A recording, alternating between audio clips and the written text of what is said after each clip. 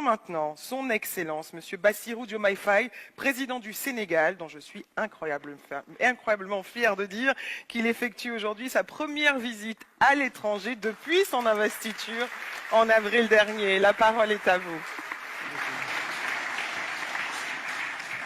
Monsieur le Président de la République française, notre hôte, Monsieur le chef d'État et de gouvernement, Mesdames, Messieurs les ministres, Monsieur le Président de la Commission de l'Union africaine, Monsieur le Président du Conseil d'administration de Gavi, Mesdames, Messieurs les ambassadeurs, distingués invités, Mesdames et Messieurs.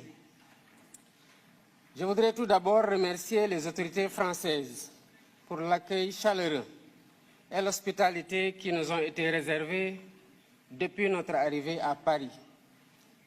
Je suis heureux de me joindre à vous aujourd'hui pour participer à cette campagne de mobilisation pour la souveraineté dénommée Lancement de l'accélérateur africain de fabrication de vaccins.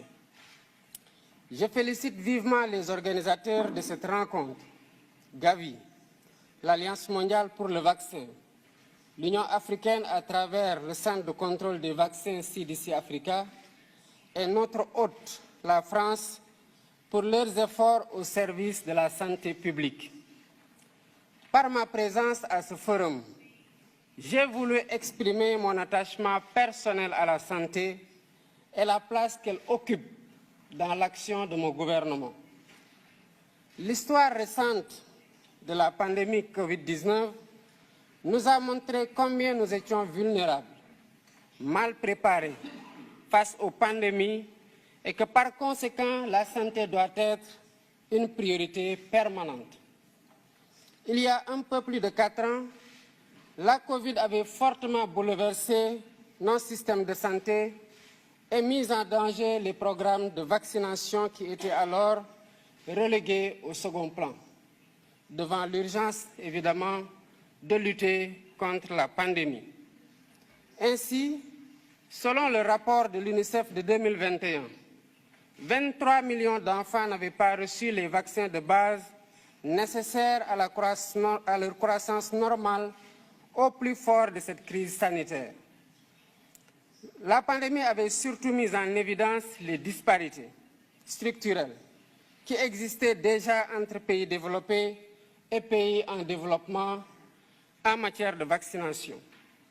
Bien que l'Afrique représente environ 20% de la population mondiale, son industrie de vaccins fournit à peine 0,25% de l'offre mondiale.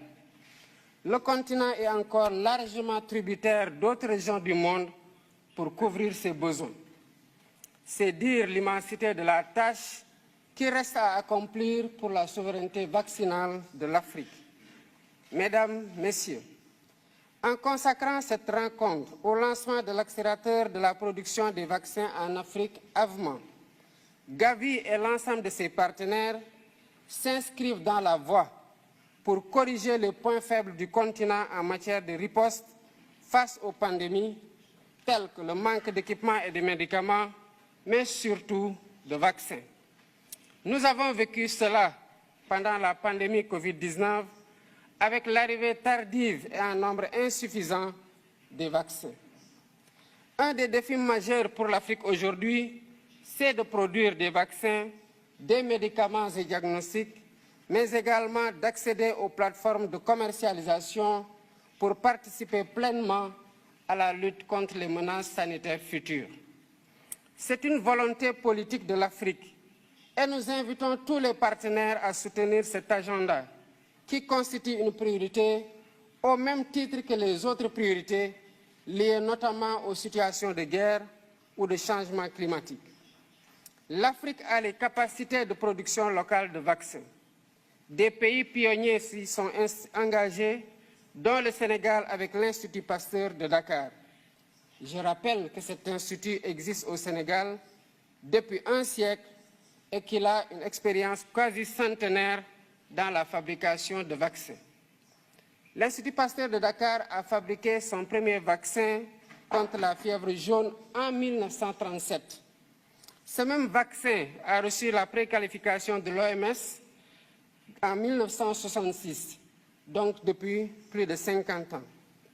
Dans la perspective de la consolidation de ces acquis et de la réalisation de l'objectif de l'Union africaine de produire sur le continent 60% des vaccins utilisés sur place d'ici 2040, l'Institut Pasteur de Dakar a initié, avec le soutien du gouvernement sénégalais, un ambitieux programme de développement industriel estimé à 252 millions de dollars.